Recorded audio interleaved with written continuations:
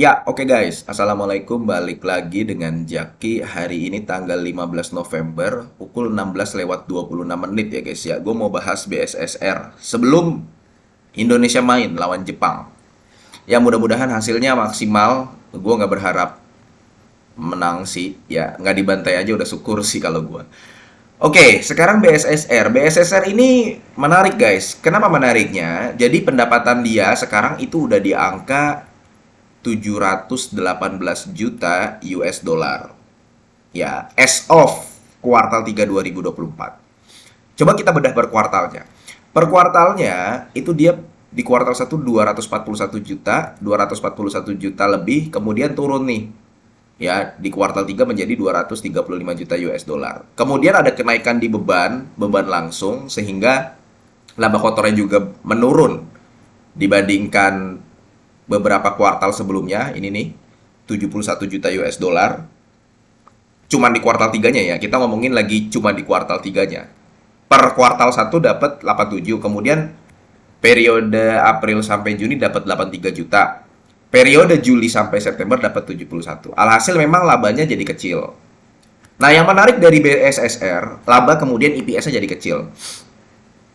Yang menarik dari BSSR, kondisi ini terjadi di mana si BSSR ini pada kuartal 3 ya guys ya. Dia itu nggak melakukan produksi guys. Nggak melakukan produksi, nggak ngangkut batu bara dari dalam.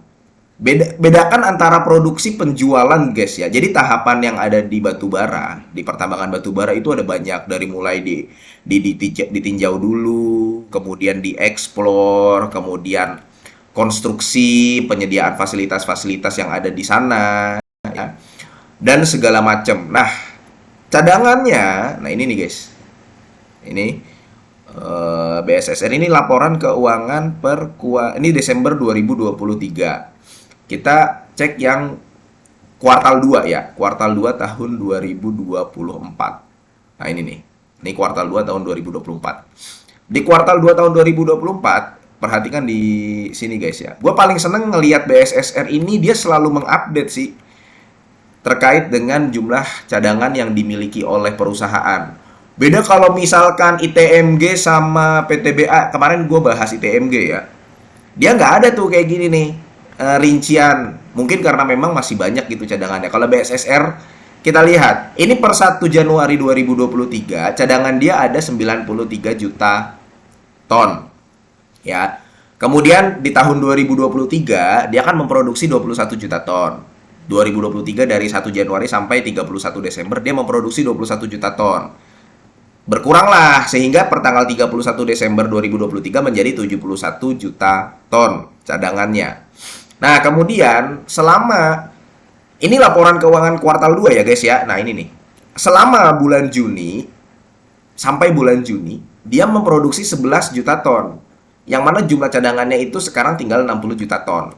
Ya, baik yang di Kutai Kartanegara, Tapin, nih Kabupaten Tapin, Hulu Sungai Selatan, nih kecamatannya nih ya. Teman gue ada yang sering main ke sini nih, bukan sering sih, suka main ke Antang Gunung Meratus. Memang juga disebutkan sama orang yang bekerja di Antang Gunung Meratus itu memang jumlah cadangannya tinggal nggak terlalu banyak, udah nggak terlalu banyak. Teman gue suka ke sini nih, ini Kabupaten Tapin tuh Jak, Kecamatan Hulu Sungai Selatan. Jadi dia ini per kuartal 2 sampai 30 Juni ini tinggal 60 juta ton. Nah, ini kuartal 2 tahun 2024. Sekarang kita ngelihat di kuartal 3-nya. Nah, ini nih guys, kuartal 3 nih guys. Kelihatan ya?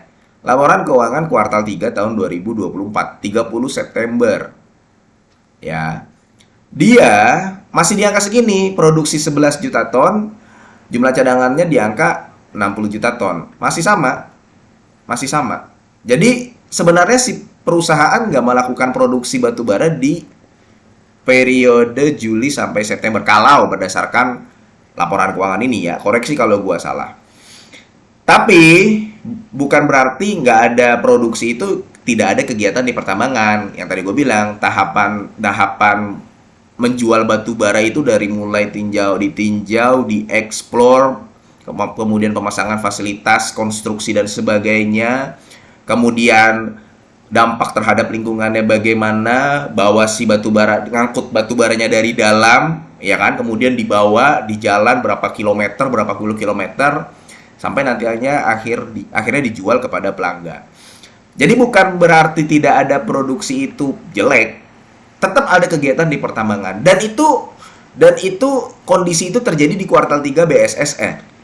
Ya, jadi lu perlu tahu bahwa cadangan BSSR ya, kinerja seperti ini di mana dia sudah mengantongi IPS 643, itu di mana di kuartal 3-nya dari Juli sampai September dia nggak memproduksi. Nggak ada masalah, nggak ada masalah.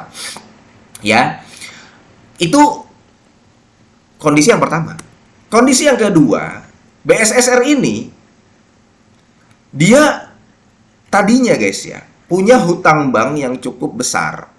Ya nggak gede-gede amat sih kalau dibanding dari total asetnya, biasa aja gitu ya. Ya, tapi perhatikan, ini laporan keuangan 2020-2021. Dia punya hutang bank jangka panjang itu ada di angka 4,3 juta, 5,3 juta US dollar. Ya.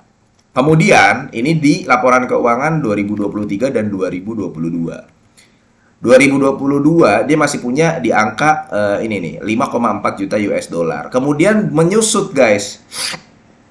Menyusut menjadi 2,8 juta US dollar di Desember 2023. Nah, di 2024 tepatnya saat ini ya guys ya, dia udah makin kecil guys. Udah nggak ada malah nih di sini. Nah, ini nih yang akhirnya liabilitas jangka panjang nih ya, perhatikan ya. Sekarang udah pindah ke sini nih liabilitas jangka pendek 2,6. Nah, untuk liabilitas jangka pendek ini biasanya periodenya 1 tahun atau kurang dari 1 tahun. Nanti ini hilang. Kalau misalkan udah hilang, wah BSSR menjadi perusahaan yang sehat, bener-bener sehat. Ya sebelumnya juga sehat sih ya.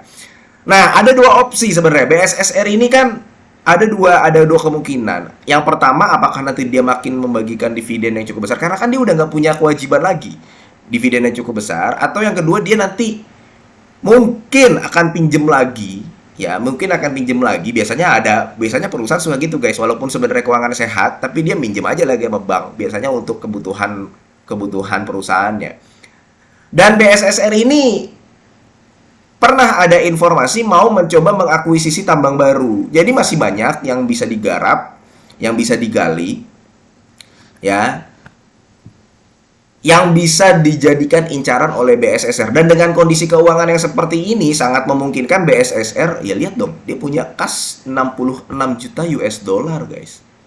Sangat memungkinkan untuk dia mencoba mengakuisisi ya tambang-tambang baru, lokasi-lokasi baru, nyari kayak ITMG tuh. ITMG kan sempet dia dapat tambang waktu tahun berapa ya, 2019 atau 2018 itu senilai 700 miliaran gitu lah. Habis itu digarap sama dia. BSSR sangat mungkin melakukan hal tersebut karena kenapa? Keuangannya solid. Paham sampai sini guys ya? Itu kondisi kedua yang menarik, di mana hutang banknya itu sudah menyusut, sangat menyusut. Jadi kondisi seperti ini ya lu tinggal hitung-hitungan sederhana aja. BSSR di harga sekarang juga masih oke, cuman memang dia agak turun terkait dengan adanya kuartal 3 2024 yang sedikit merosot. Tapi kalau misalkan gue lihat guys ya, dia paling tidak di IPS kuartal 4 dengan kondisi pesimis, harusnya dia bisa mencapai 150, karena kalau misalkan nanti dia melakukan produksi lagi, ya dia bisa menjual lebih banyak lagi. Harusnya kan dia punya target produksinya di angka 18 juta ton ya. Sekarang itu manajemen menyampaikan produksi dia targetnya 18 juta ton. Sekarang itu dia baru mencatatkan produksi di angka 11 juta tonan. Jadi kalau misalkan nanti di sisa kuartalnya digeber, ya bisa jadi dia makin gede, lebih besar nih IPS di kuartal 4 dibandingkan di kuartal 3. Maka gue memproyeksikan IPS di kuartal 4 itu paling tidak pesimisnya ada di angka 150. Tercapai nggak 860-an seperti yang ada di aplikasi RTI itu? Bisa tercapai, bisa tidak. Kalau misalkan tidak tercapai, dia menyentuh paling tidak di angka 800-an. Dengan 800-an, BSSR ingat, secara histori, nah ini gue pernah bahas guys di beberapa video, udah setahun yang lalu mungkin ya, atau beberapa bulan lalu ya. BSSR, grupnya BSSR ini, yang MBAP-nya itu udah nggak terlalu bisa diharapkan. Gue bahkan pernah buat khusus video ini guys. Jadi karena MBAP-nya udah pindah ke tambak udang ya, karena cadangannya udah makin dikit, dia kan pindah ke tambak udang tuh. Udah pernah gue bahas juga di video sebelumnya. Maka yang menjadi tulang punggung keluarga BSSR-nya. Dan itu juga pernah gue bahas bahwa ada kemungkinan, ingat guys ya, ini ada kemungkinan, bisa salah bisa benar. BSSR akan membagikan dividen payout ratio yang besar di sisa waktu dia, sampai dia kontraknya habis nih dengan ini nih. Nah, ini nih, PKP 2B ini nih. Sampai 2029. Ini pernah gue bahas di video khusus tentang BSSR.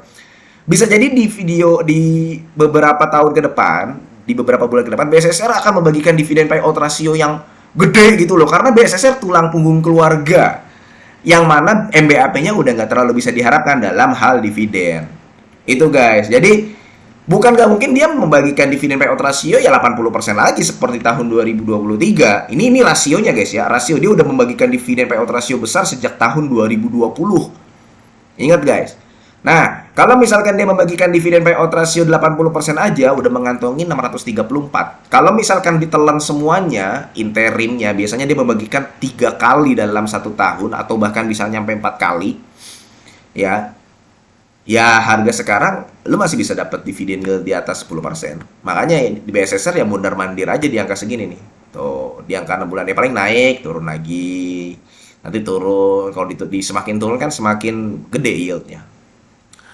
Kayak gitu guys ya. Oke, mudah-mudahan video ini bermanfaat dan semoga lu sehat selalu sehingga kita bisa bertemu kembali di video-video selanjutnya. Ini bukan ajakan jual beli. Gua akhiri, wassalamualaikum warahmatullahi wabarakatuh.